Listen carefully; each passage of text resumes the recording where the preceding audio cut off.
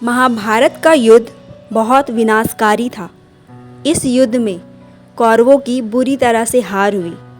विशाल सेना, भीष्म पितामह और द्रोणाचार्य जैसे महारथी होने के बाद भी कौरवों को हार का सामना करना पड़ा, क्योंकि कौरव अधर्म के मार्ग पर चल रहे थे। महाभारत का युद्ध दुर्योधन के अति महत्वाकांक्षाओं और राजा धृतराष्ट्र के पुत्र मोह का परिणाम था। महाभारत युद्ध का कारण भी यही महत्वाकांक्षाएं ही थी। अतः दुर्योधन के दो बड़े अवगुण, क्रोध और अहंकार ही उसके पतन का कारण बने। और इस युद्ध की शुरुआत दुर्योधन के बचपन से ही हो गई थी। इस वीडियो में हम महाभारत में कौरवों और पांडवों के बचपन की बात करेंगे कि कैसे कौरवों और पांडवों में दूरियां बढ़ती गई। परंतु आगे बढ़ने से पहले श्री कृष्ण का ध्यान करें और बोलें राधे राधे। वीडियो में आगे बढ़ने से पहले अगर आपने मेरे चैनल को सब्सक्राइब नहीं किया है तो जल्दी से कर लें और बेल आइकन को जरूर से दबा लें। दुर्योधन धृतराष्ट्र और गांधारी के सबसे बड़े पुत्र थे। पांडवों में उसे सबसे अधिक नफरत भीम से थी, क्योंकि दोनों ही मल्ल युद्ध में माहिर थे। बचपन से ही भीम दुर्योधन को इस खेल में चुनौती देते आए थे। दुर्योधन बचपन से ही भीम से बैर मानते थे। वह हर पल यही सोचते रहते कि किस तरह से वे भीम को मार दें, जिसके बाद उनके अन्य भाइयों को बंदी बनाकर वे संपूर्ण राज्य पर राज करें। शकुनी दुर्योधन का मामा था।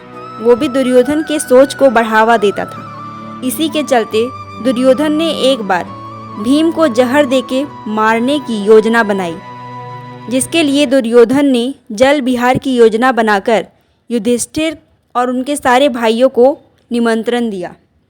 योजना विफल ना हो सके, इसके लिए दुर्योधन ने गंगा नदी के किनारे विशेष इंतजाम कर रखा था। इस स्थान पर उसने उदय क्रीडन नाम का स्थल विकसित किया, जिसमें सभी के विश्राम और भोजन आदि की विशेष व्यवस्था की गई। सभी लोग जब एकत्र हो गए तब भोजन की व्यवस्था की गई। दुर्योधन जानता था कि भीम को भोजन कितना प्रिय है, इसलिए उसने भीम के लिए विशेष भोजन बनवाए। और फिर दुर्योधन ने मौका देखकर भीम के भोजन में विष मिला दिया। ये कोई साधारण विष नहीं था, बल्कि कालकूट विष था। इस विष के बारे में कहा जाता है कि इससे व्यक्ति तुरंत नहीं मरता, बल्कि उसकी मृत्यु धीरे धीरे होती है। यह एक बहुत ही खतरनाक विष था और दुर्योधन की ये योजना सफल हो गई। भोजन के रास्ते वो विष भीम के शरीर में प्रवेश कर गया। इसके बाद दुर्योधन योजना के अनुसार अपनी दूसरी चाल चली। उसने सभी लोगों को नदी में जल क्रीड़ा करने के लिए बुलाया। भीम भी वहां पहुंचे। विष के असर के कारण भीम जल्दी ही थक जाते हैं और अपने विश्राम गृह में जाकर सो जाते हैं। विष का असर बढ़ने पे भीम वहीं पर बेहोश हो जाते हैं। दुर्योधन इसी समय का इंतजार कर रहा था। उसने बेहोशी की हालत में ही भीम को रस्सियों से बांधकर गंगा नदी में ढकेल दिया, जिसके पश्चात भीम अचेत अवस्था में ही नागलोक में पहुंच जाते हैं। यहाँ खतरनाक और जहरीले सर्प भीम को डसने लगते हैं। सर्पों के डसने के कारण भीम के शरीर में फैल चुके जहर का असर कम होने लगता है और भीम को होश आ जाता है। इस पर सर्प डर जाते हैं और भागकर अपने राजा वासुकी को पूरी बात बताते हैं, जिसके बाद नागराज वासुकी भीम के पास आते हैं। वासुकी के साथ आर्यक नाम का सर्प भी होता है, जो कि भीम को पहचान लेते हैं। दरअसल आर्यक भीम के नाना थे। यह जानकर वासुकी आर्यक से पूछते हैं कि भीम को कौन सा उपहार देकर विदा किया जाए। इस पर आर्यक कहते हैं कि नागराज, ये धन और रत्न लेकर क्या करेंगे? अगर आज्ञा दें तो इनके शरीर में रह गया शेष जहर पीने दें। ऐसा करने से भीम को हजारों हाथियों का बल प्राप्त होगा। नागराज वासुकी आर्यक को विष पीने को कहते हैं। आर्यक एक ही घूंट के अंदर भीम के शरीर से सारा विष पी लेते हैं और फिर वासुकी कहते हैं, अभी भी इनको होश आने में समय लगेगा, इन्हें यहीं पर सोने दो।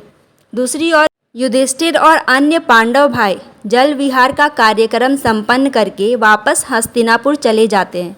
वे सोचते हैं कि भीम पहले ही हस्तिनापुर पहुंच गए होंगे, लेकिन जब हस्तिनापुर पहुंचते हैं और भीम को वहां नहीं पाते हैं तो चारों पांडव और माता कुंती को शंका सताने लगती है। कुंती को दुर्योधन पर शक होता है, लेकिन विदुर उन्हें समझाते हैं।